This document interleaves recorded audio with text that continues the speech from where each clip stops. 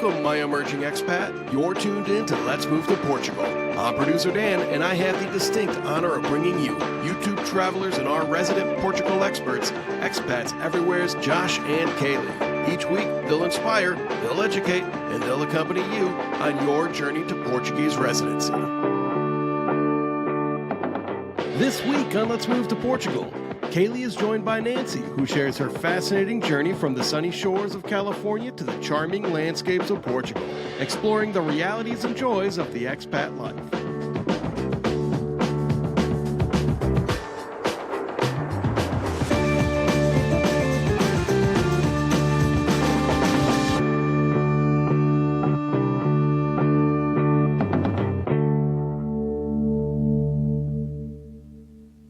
Hey expats and travelers, welcome back to the Expats Everywhere presents Let's Move to Portugal podcast. Kalie, how you doing? Typical question. I'm doing well, yes. I guess not much to report. The weather's been good here, but there's rain in the forecast, which is kind of a bummer. Other than that, I'm doing well. What about you? It's nice and sunny outside right now. I'm doing well. I'm not doing well necessarily because your parents left yesterday. But oh, you're so sad that they've left. I think their trip was really fast this time. Short, I mean, they were here for essentially 6 nights, and it was just too fast. That's very sweet of you. Yes, they're not going to hear this, so I'm not trying to say it for them. Butter them up. No. Well, I guess for you, listener, my parents come every 2 times a year. I guess every spring, every fall, because they like to cruise over or back. One of the legs is the transatlantic. Yeah. Because my dad's just kind of done with flying. So they do that. So for them, they were already on the ship for almost 2 weeks anyway. So they're only here a week this time and then back because my mom had to get back to work, I think. Although she works remotely, she had to get into the office to deal with some stuff. So it was a shorter visit than normal. Yeah. Yeah, but just being able to see the way our daughter, their granddaughter, loves them and spends time with them is great. Also gives us a little break. Yes. That's nice. Some late night babysitting, which was helpful, and sleepovers for them. So they had a good time. It was quick though. It was quick. Yes. And if you're not familiar with the format of this podcast, we have a opening message. Then we kind of talk a little bit about what's happening in the world of expats everywhere, both personally and professionally. And then we jump into the interview. So we're kind of midway through that right now. I just want to give you a little update on what's happening on the channel. So this past month has been a lot of comparing and contrasting Spain and Portugal, and it will kind of continue to be like that on the YouTube channel. Maybe not as much moving forward with the podcast, but we will have another Portugal video out on the second channel. Yes, on Expats Everywhere Explorers. Yes. So we do have a second channel that dives, I think, more into different countries, different cities. Yeah. Expats Everywhere has gotten a lot into the details of Portugal, but we do know that there are other places that people want to visit, that you want to visit, or possibly move to. So we have Expats Everywhere Explorers, which is a much smaller channel, but we're starting to build it up a little bit, and we are getting ready to put out like a country guide. We do different guides of cities and countries there, so we're going to put out a Portugal country guide on that channel if you want more of an overview of the country, but then we'll also have other countries there as well. Yep. Big day today, big week really this past week, and moving forward with our project. So when I refer to our project, we're talking about our real estate development here in Porto, where we have personally purchased a property. That's a lot of P's. Here in Portugal, Portugal. Portugal, yeah. So we bought a property, and it's under redevelopment. We've kind of gotten through all of the licensing phases, at least that I know. Finally, at least that I know of. But essentially, we've poured concrete for the crane foundation footing, and that has been curing over the weekends. And then tomorrow is when they're going to construct the crane, erect the crane. Can I say that? Piece by piece, put it up. I don't know, just say put it up, put it together. And then this morning, I met with the project leader from the company that we're using, and then a third-party engineer that's going to be doing the kind of third-party project management. So he's going to make sure that what the company we're using says they've done and are doing, that they're doing. No corners being cut with either work or materials. So finally connected those pieces today, and I'm feeling really good about it. Like everybody seems to be on the same page. Things seem to be amicable. Not in a in a bad way, because sometimes like when things get amicable, I can't even say The that word.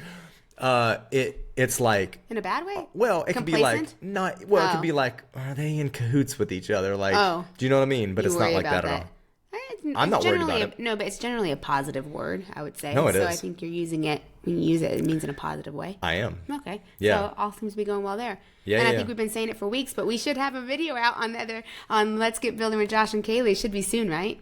This should week? be. It should this be. week is the hope. Well, that's the hope. I mean, I'm working through the footage now, but here's the funny thing, and I thought about this as I was on the site today. Like, I'm capturing footage already for the next episode. Mm-hmm. The crane, right? That's got. And it's just like all sorts of like files and stuff that I'm having a hard time keeping it organized. Not only in physical drives, but also in my head. I think the good thing though is the first video will come out soon and the second one will come out soon after that, because we've had so long where we've been trying to wait on certain things and we've had delays, so we've been picking up small footage here and there. Now stuff's kind of really rolling, right? Well, we have a lot just more movement, and especially with the crane going up, that could I don't know if you're gonna do a whole episode on that, but that could be and at some point we get to go up the crane is what we've been told. Well, that should all be in the same episode. I think. Okay, so that could come out very quickly as well. It could. So we might hopefully have them rolling, right? Yeah, it definitely could. Last update is that over the weekend we had our patron-only Skype chat, which was great because we got to do a deep dive into what things should people bring, like what things do they arrive here and they realize they miss. It's like we had a 5-minute conversation on what's your favorite peanut butter, Yeah, and everybody was showing their find jars. here. It was really funny, but Yeah. it was the first half of it was a little more technical, and then the second half, the other 30 minutes, was more lighthearted and jovial, sharing different personal experiences here in Portugal. So that was cool. Had a lot of fun doing that. I think what's fun about that is we have patrons who are in all different stages. So some were patrons before and they now have moved here and they've lived here for a while and they continue to support us, which is great. We thank you for that. So then they have a lot of insight and experience as well. And they come at different angles, different stages of life, different financial backgrounds, what they're looking for, where they're living. So it's fun for us all to get on there and get a whole mix of some people who are just thinking about moving all the way to people who have been here for years. So it was nice to get a good mix. And although we facilitate the calls, it's not like the Josh and Kalie show like this is. 'Cause we can't actually have a conversation exactly. But it's great. It's a good conversation. It's two-way. Okay, so let's segue then into, I spoke with Nancy, and and speaking about our project, she also, they had a project as well where they bought a place and went through renovations, and she kind of, tracked it herself. But before that, when they moved, they landed in the Lisbon region and they were in Cascais for a little bit. So she has some great comparisons of what life was like in Cascais for a little bit and how it wasn't actually for them. Too big. They loved it. They say it's beautiful, but too big for them, not what they were looking for. And so they ended up moving and buying a property in Algarve. Nice. In a smaller town. So she's got a lot of good insight into what that was like. She's been here for a few years. She has a Substack, so you can follow her on that and follow her journey. So she's a wealth of knowledge as well. A different stage of life, has been here for a couple of years. So it was a good conversation.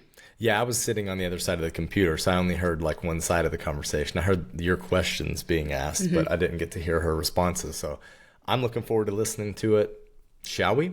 Let's go. Let's do it. Nancy, thanks so much for joining me. I'm really excited to talk to you because you're down in Algarve. You've bought a place.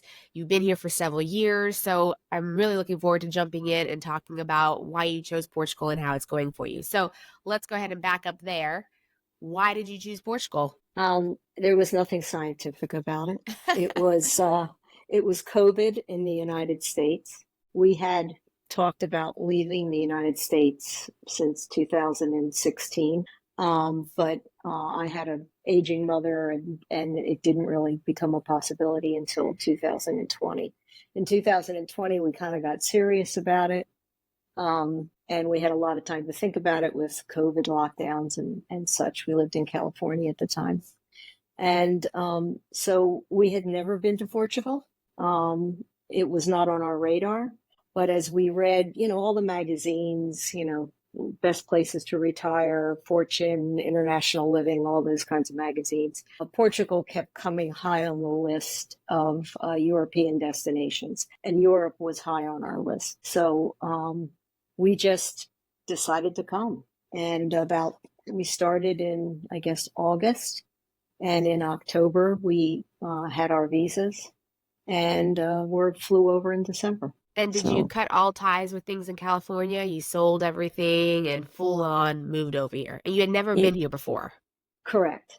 But I know that sounds crazy, but that's not difficult for us. We've been married 27 years and we've owned 7 houses. Actually, this is house number 8. So we're used to picking up and moving after a few years, either for business reasons or just because we want a different environment. All of the prior moves for me had been within the United States, but we had sold 5 of our 7 houses turnkey over the years. So we were used to just starting fresh, and so that was easy for us. Okay, so you were really looking forward to the adventure and just something different. Yeah, we wanted to, we knew once we got into Europe, it would be much easier to travel throughout Europe. We had traveled some, but we had vacationed in Europe. We hadn't lived in Europe. We hadn't really experienced many of the places that we had visited. So we wanted the opportunity to come over, live in a place, travel at a more leisurely pace, spend more time in places that we wanted to explore. And so that's why we came over when we did. And you came over on the D7 visa? Yes. Yeah, okay. It was for us, it was really easy. We did hire a relocation company based out of Porto, but they basically held our hands. So the biggest benefit of them is at the time San Francisco was closed. And they said, and we lived in California, and they said, you know anybody in the South? And we said, yeah, we just moved from Florida. Would any of those people want you to use their address? And we said, sure. So we acted like we were in Florida and worked through the DC consulate. And so that was the biggest benefit we got from the relocation company, was that little piece of advice. Yeah, I remember that 2020 because San Francisco, they stayed closed a lot longer than DC because that's around the time that we had to apply as well. But we were in Florida, so we had access to the DC VFS office, which was nice because it opened up much faster than the San Francisco one did. Okay, great. So then where have you landed in Portugal? Our first stop, which was only for 5 or 6 weeks, was in Estoril, outside of Lisbon. And that we found over the internet. Sight unseen, nobody looked at it then.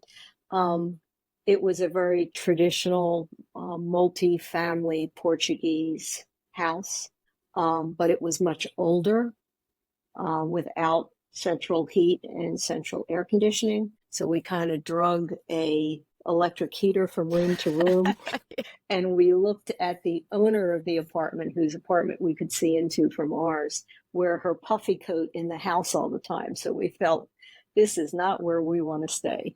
Okay. So we had only paid 3 months rent up front for that apartment. So we left and just said, keep your money and we'll go.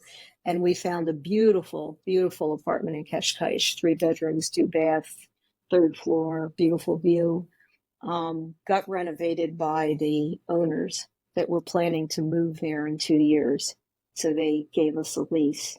Unfortunately, the day before we were supposed to move in, the dishwasher, which was new, was turned on to test it. And whoever turned it on didn't stay around to see it tested. And so the entire apartment flooded. No. So God bless our real estate agent. She scurried and found us another Airbnb nearby. And we stayed there for 6 weeks until the apartment was dried out and new floors were installed. And then we moved into the Cascais apartment. Oh, that's so unfortunate for the owners. Yeah, but that was the first place that we really landed and felt like we were in Portugal. And around, was it May of that year, 2021, or actually the end of April 2021, the lockdown got lifted, and we were able to start experiencing Portugal. But at that time, Cascais was very different than it is today because tourism hadn't come back yet. Yeah. And so when we we were just in Cascais last weekend, and when we go there now, we barely recognize it because it's so different than the place we live. And do you think it's better, worse, just different? Like, what do you think about a couple years on how it is now? I think Cascais is a phenomenal place to land. If you have the resources, Cascais is a very, very easy place to land because you have easy access to Lisbon. The public transportation is exceptional. The healthcare in that area is really, really good. You don't need to speak a word of Portuguese, and you'll never want for something to do. I mean, in the summertime, there is something happening every single weekend. So it's a really easy place if you're, going through the process to land. But for us, we wanted a more real Portuguese experience as opposed to what often felt like San Diego to us. Okay. And so, I mean, there were so many non-Portuguese there that it sometimes didn't feel like Portugal. Yeah. And so we wanted a more Portuguese experience. We had done some traveling, and in our travels, we had visited like little towns of, 300 people, 800 people. And though we had never lived in a place like that, and we still don't, we wanted something a little smaller. Villarreal filled that bill for us. Okay. And we'll get there. But before that, for someone who's thinking about Cascais, either for a short term or long term, what would be a good budget you would recommend someone has monthly just to be able to enjoy all the things going on there? Well, okay. So when we were, like I said, we were there 2021. Our rent for a 3-bedroom, 2-bath apartment was 2,300 euros a month plus all utilities. I'm told after we moved out, they were able to rent that apartment for 3,500 euros a month. What a big difference. Yeah. So you're going to need to spend somewhere in the high 2,000 to 3,000 euro if you want a nice central air, heat, modern appliances, American style apartment. Like I said, public transportation is great. Since we were over 65, we could utilize the VRSA card that got us into Lisbon and provided us all public transportation for 20 euros a month. So that was a great bargain. I don't find groceries that different between the Lisbon, Cascais area and Algarve. But I would think to live comfortably, you would need at least 4,000 euros a month.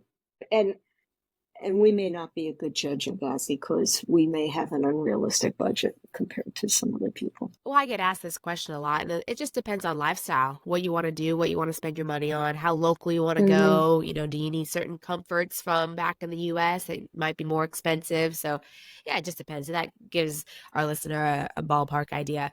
Can you explain the transportation that you just did, and how does someone get that? So first of all, I believe now if you are a resident of Lisbon and you're over 65, you get free public transportation. You just go to the transportation often in one of the metro stops, show a lease or a purchase agreement for where you live, and they'll give you a card. And kind of like the card that you use that gets recharged at the metro stop, it just gives you free public transportation all over Lisbon. We had a card called Viva Lisboa, and we went to the local metro station. They took our picture. We filled out a form. You had to have a NIF and show them where you live. And then you would go back each month and recharge it for 20 euros. And that got you on metro, buses, trains, ferries, and trams in the entire Lisbon metropolitan area. So we could get to Setúbal without paying anything. We could get anywhere in that nearly 100-kilometer area for that 20 euros a month. Yeah, that's great. And that's great for those who are over 65 to be able to access that. We have something similar in Porto, but it is different. You can't use the same one in Lisbon as you can in Porto, but same thing. Good. So you were in Cascais, but before that you were in Estoril. What did you think about those two compared to each other? What were some differences? So if someone's looking in that region, what are some pros and cons of those two places? Estoril is a little quieter. It's more residential, meaning traditional residential as opposed to high rises. I mean, there are high rises in Sturil, but not as many. Um, um, but it's a little quieter. I would say that's the major difference. And I mean, there's good restaurants in Sturil. There's plenty of grocery shopping in Sturil, just like there is in Cascais. I don't think the Mercado's as good. The Cascais Mercado is just exceptional. But it's just a little quieter. And if you don't want to be in the crazy hustle and bustle of July and August in Cascais, it's a great place to live because literally you jump on the train and within 10 minutes you're there. Okay. Or if you're like us, you walk, and you can easily walk on the promenade from Sturil to Cascais, and it's a lovely, lovely walk. So About how long is that walk? About 20 minutes. 20 minutes, the way okay. we walk. Yeah, good. So very doable without a car as well. Oh, exceptionally doable without a car. I had an electric bicycle at one point, and coming home from golf one day, I fell on my bike and broke my arm. Oh no. And walked to Kuf Hospital that was just, a kilometer and a half away. So it's very easy to do without a car. Yeah. So do you still have that bike or no more? No, I sold the bike. After that accident, or that was it? I never felt comfortable on that bike again. So yeah, that happens. But it was the glass of champagne that I had after the round of golf before I got on my bike that was the culprit. But I blame it on the bike. Yeah. Okay, good. Yeah, definitely not on the champagne, of course. Okay, so then you eventually decided this isn't for us. We want something smaller, maybe a bit more local. So then did you start searching around different places, or you already had an idea in place? Well, we thought Algarve because we're both very big golfers. My wife's, a very talented golfer, very, very good amateur. And I'm relatively reasonable. Golf was really important to us. We had friends that had moved to Tavira, so we had an opportunity to visit Tavira, which is lovely. But in visiting Tavira, we took a drive over to Villarreal de San Antonio one day, and as soon as we saw the river and the ocean come together, we went, oh, this is where we should be. And it was a little less touristy than Tavira. It was a little more local than, a little more local Portuguese than Tavira, more working class kind of Portuguese than Tavira. And so we decided to land here. Okay. And when did you move there? We got an apartment so we could oversee the renovations of our house in February of 22. Okay. So we moved a little more than a year after we moved to Cascais. We moved into an apartment. We bought a building in November of 21 that was an old union hall. Wow. And converted it, started working through the process of converting it into a home. Okay. So it's just a single family home. Yeah. Well, yes. Yeah. Well, I mean, it's in the middle of town, so we have neighbors attached to us on either side.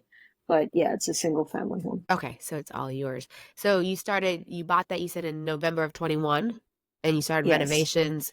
What was that process like? It wasn't as bad as everybody had told us. Okay.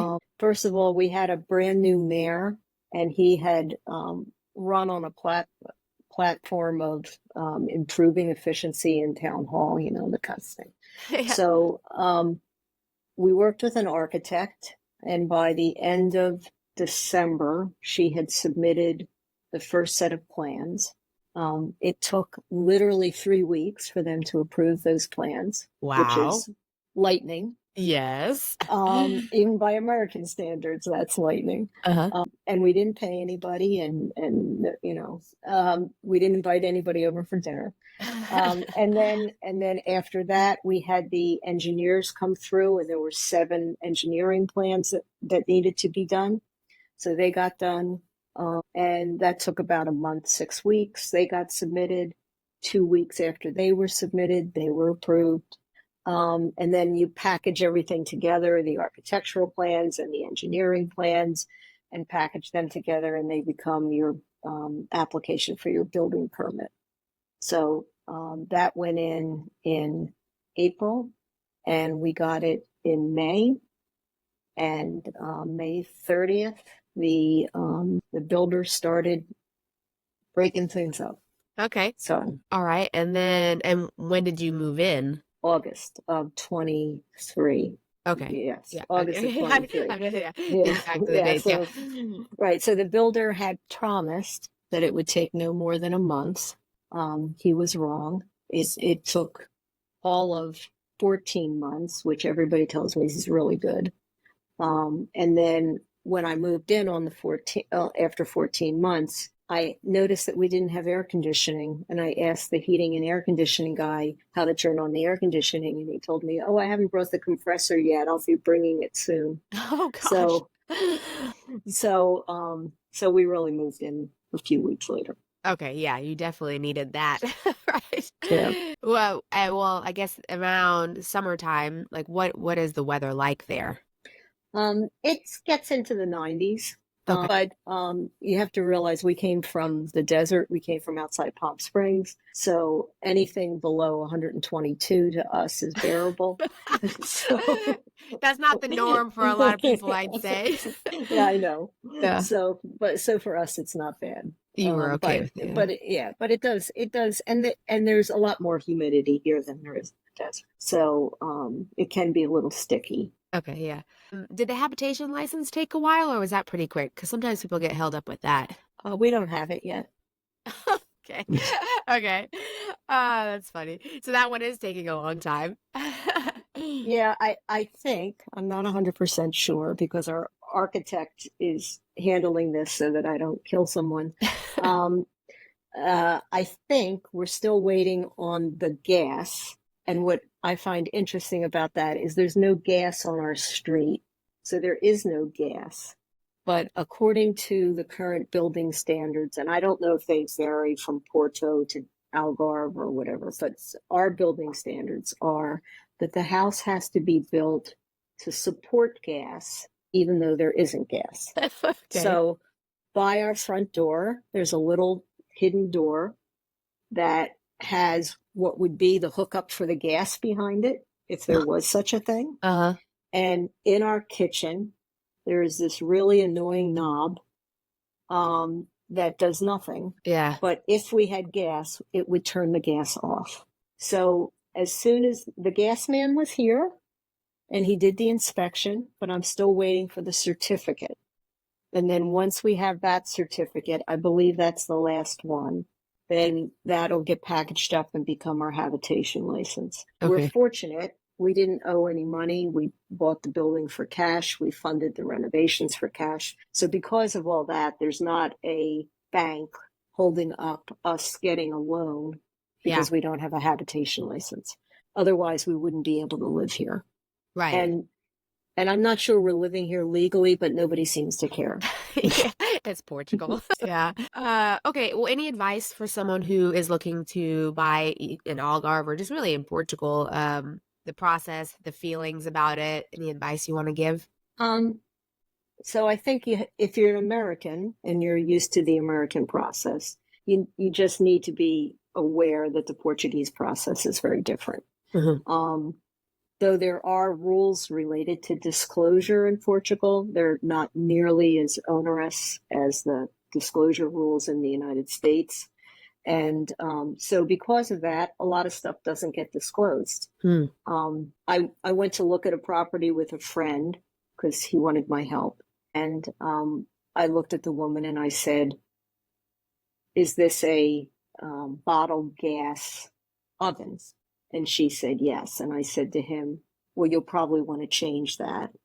And she said, well, you'll have to change it anyway. It doesn't work.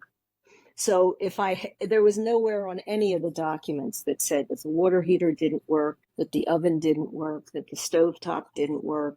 And had we not asked, is there hot water currently in this apartment? I'm not sure anybody would have told us. Right. So you have to be really careful about disclosure. Inspections are very different than in the United States. You're not going to get a 40-page report with photographs and all that kind of stuff. If it's an apartment, the owner of the apartment or the house may not be willing to turn on the utilities. So what are you inspecting? If you don't turn on the utilities, I'm not sure what exactly you're expecting other than holes in the wall. Yeah. So, the process is very different. I think you need a very good lawyer that represents you throughout the process, who does the search to make sure that the seller who's selling you the property, in fact, owns it and has the right to sell it. That's an important one. I mean, there's no title insurance here. Yeah. We asked our lawyer to act as an escrow agent because I wasn't about to give money to the seller and then try to chase them down in court if the deal didn't go through. So everybody agreed to have our attorney act as an escrow agent and hold all funds until closing. But if you don't know to ask that, you probably won't be provided that service. Yeah. So I think you just need to, go into it a bit cautious, Right. because it will be different. That's great advice, though, with the escrow, because that's such a common thing when you sign the promissory note or the CPCV. Generally, you just give the money to the seller, but it is nerve-wracking because, I mean, of course you have a contract, but what if they run off with that? So to have your lawyer kind of be the go-between for escrow is good advice. Yeah, I think in general, the Portuguese legal system doesn't work very quickly. Yeah. Right now, the American legal system doesn't seem to work quickly either, but I digress. You don't want to be suing somebody in a foreign country. I mean, it's just dealing ridiculous. with that. I mean, even in your own country, right? Like, it's just a hassle and a headache, and it takes time and money, and you just don't want to have to deal with that. So if you can prevent any sort of, possibility of that happening, then might as well. So it's great advice. So then how are you finding it there compared to Cascais? Oh, much different. Much, much different. We have, well, first of all, when we moved here, I think there were 12 Americans living in Villarreal de San Antonio. Now there are about 50. Okay. Veronica's video has brought a bunch of people, and she does a great job of introducing everyone to one another. So there's a much larger, more diverse group of people here now than when we moved. But you can't assume that you're going to be best friends with every American that lives in the town. So, you kind of pick your tribe and you kind of figure it out. But it's very different. We now know local Portuguese people who have become our friends, who invite us into their homes. We invite them into our homes. They always look at us funny the first time we invite them into our homes, but they get over it.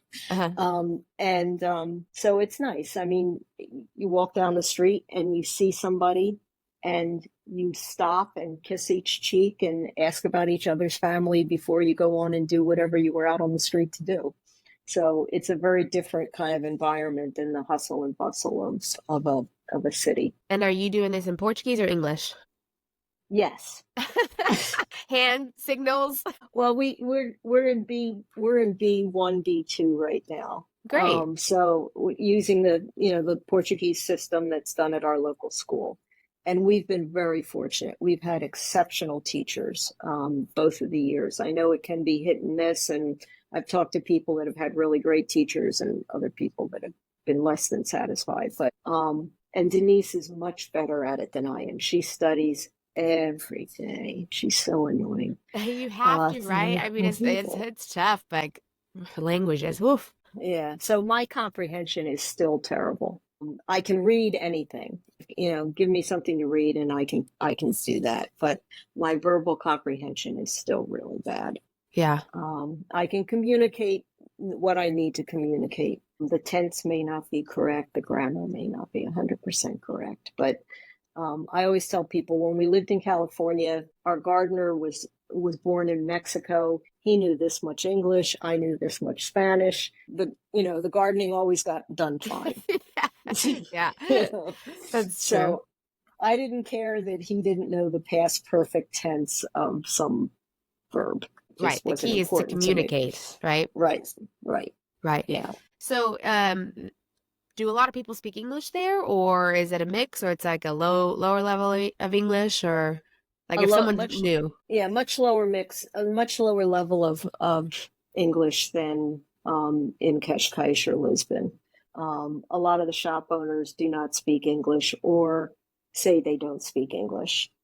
because like us, they're uncomfortable with their English, just as we're uncomfortable speaking their language. So it is more necessary to either carry a translator with you or learn at least enough Portuguese to be able to shop and do whatever.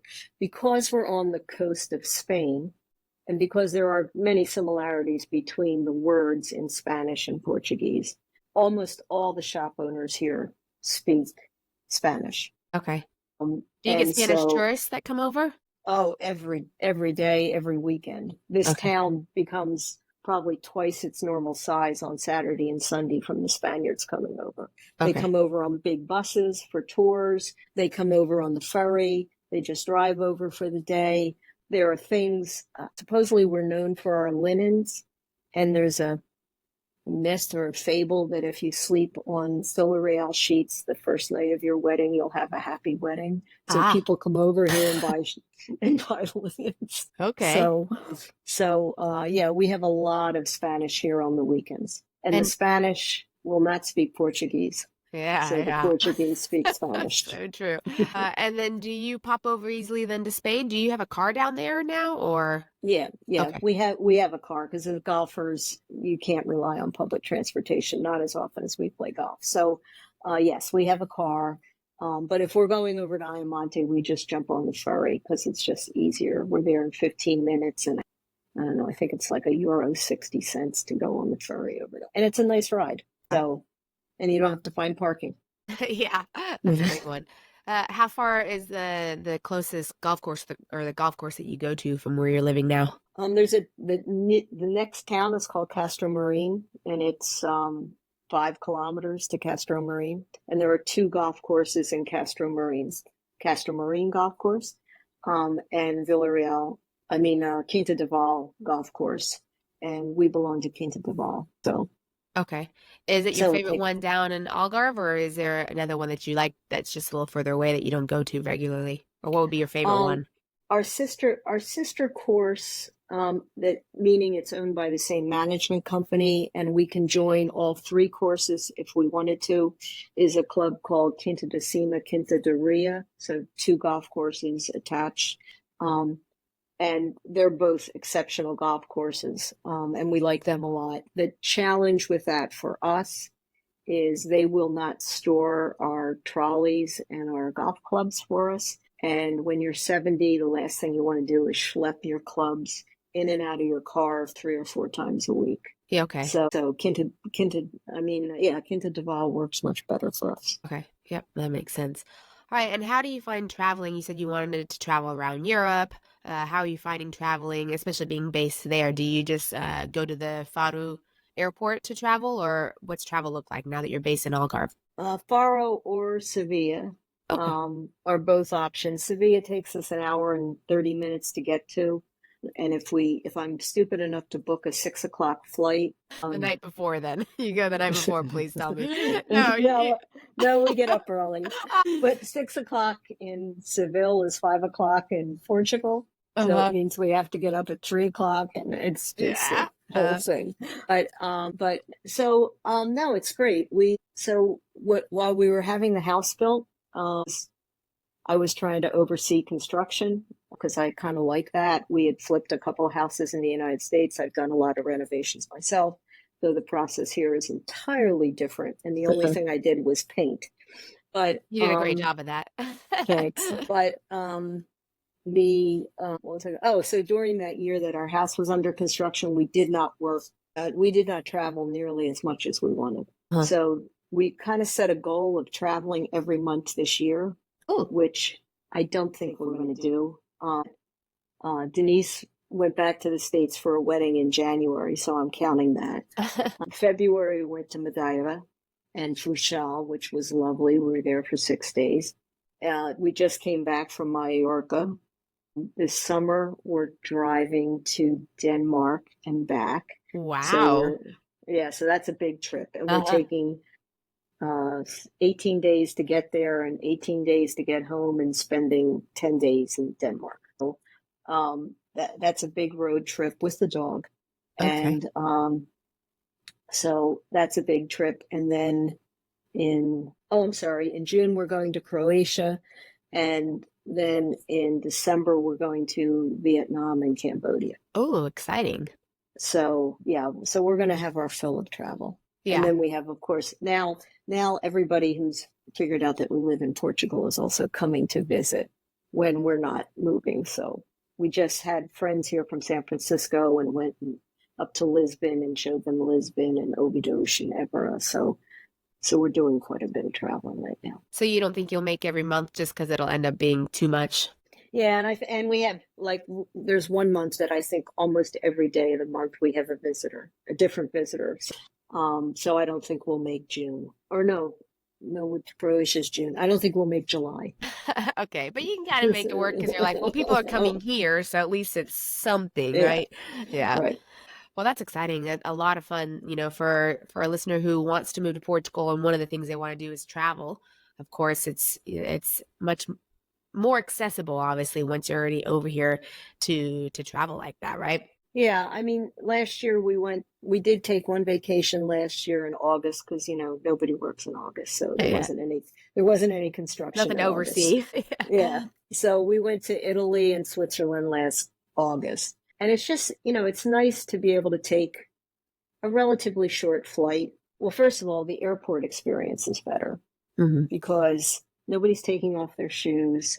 You scan your ticket to go through security, to get through the first stop of security. Then nobody's taking off your shoes. Then you get on the plane by showing your resident ID. I mean, we carry our passports just in case, but I've never been asked to use one. And when you get off the plane, you just get off the plane. There's no passport control. There's none of that craziness that if you're coming from the States, you would go through. And then you jump on a train and very comfortably take a train to Switzerland. So that the travel here is just so much easier. It's less stressful. Yeah, traveling within the Schengen, like you said, is easy because you have your residency card, and a couple other countries have recently joined the Schengen, so it's becoming even more. So that's makes it much easier for sure. And then train travel too, which is always great. You can comfortably get around if you don't want to rent a car, right? You can definitely use train travel, which is comfortable. Great. Yeah. Do you know, has Croatia joined the Schengen region they have? Do you know they have. Okay. Okay. Yep, they have, and then Romania and Bulgaria were just even more recently too. So so that's exciting. More places to visit and easier, right? Not have to deal with just passport control.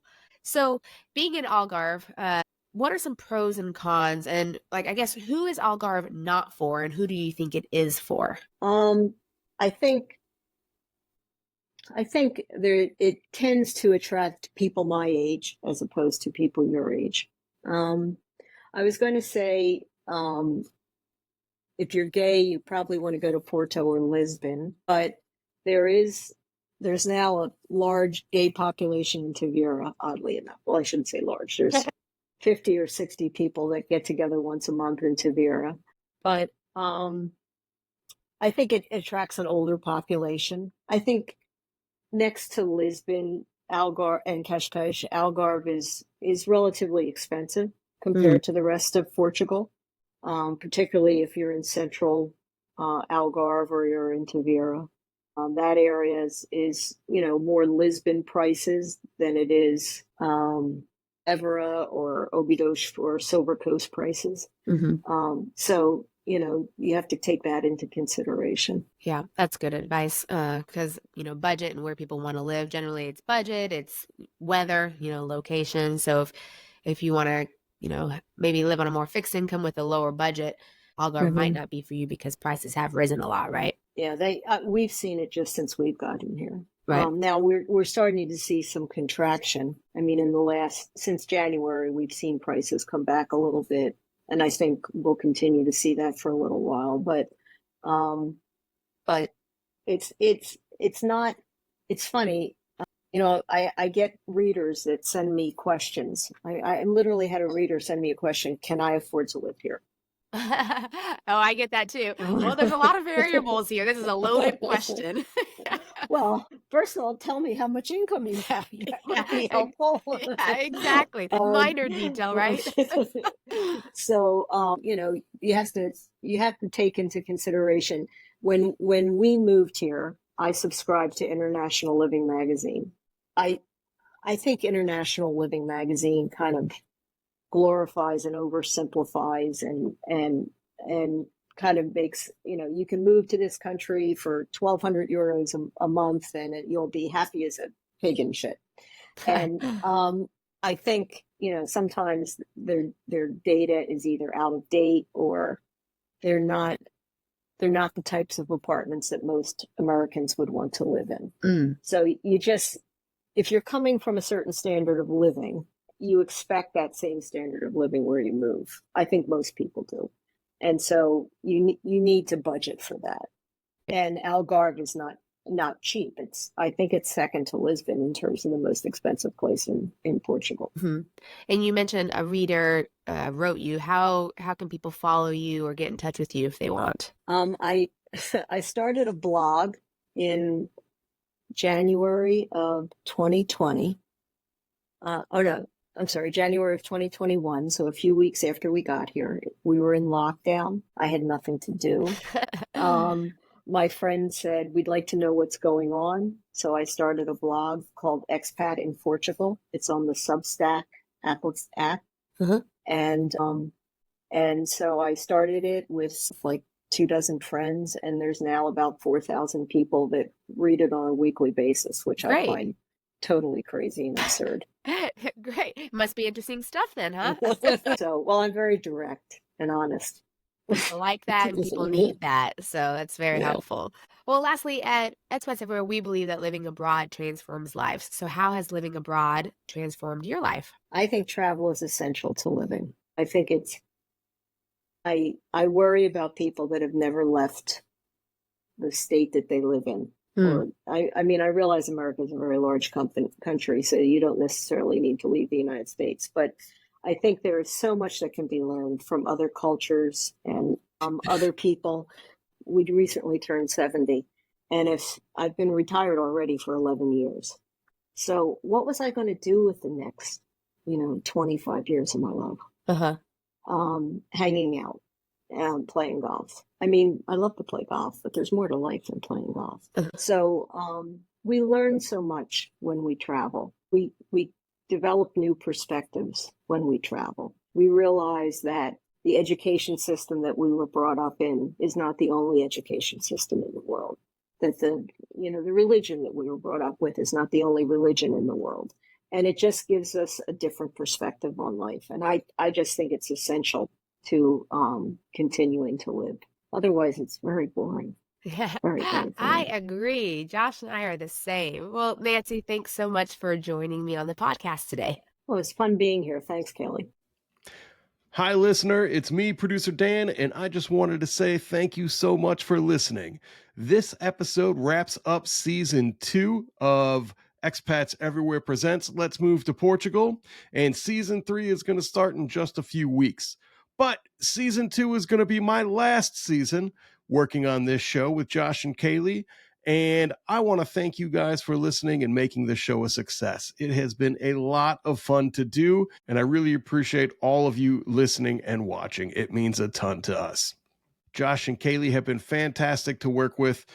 They are tireless in getting this out every week, and I couldn't have asked for better partners in a show. Josh and Kalie really are as nice as they seem to be online. And they're fantastic to work with. So thank you both to Josh and Kalie as well. If you want to keep tabs on me, I'll continue to be working on my other show called Positively Terrible, where we interview people about the tough times in their lives and all the learning and growing that they've done since then. It's really a fun show, and we'd love it if you checked it out too.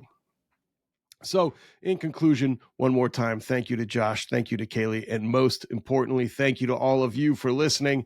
It has been a lot of fun being here with you, so thank you.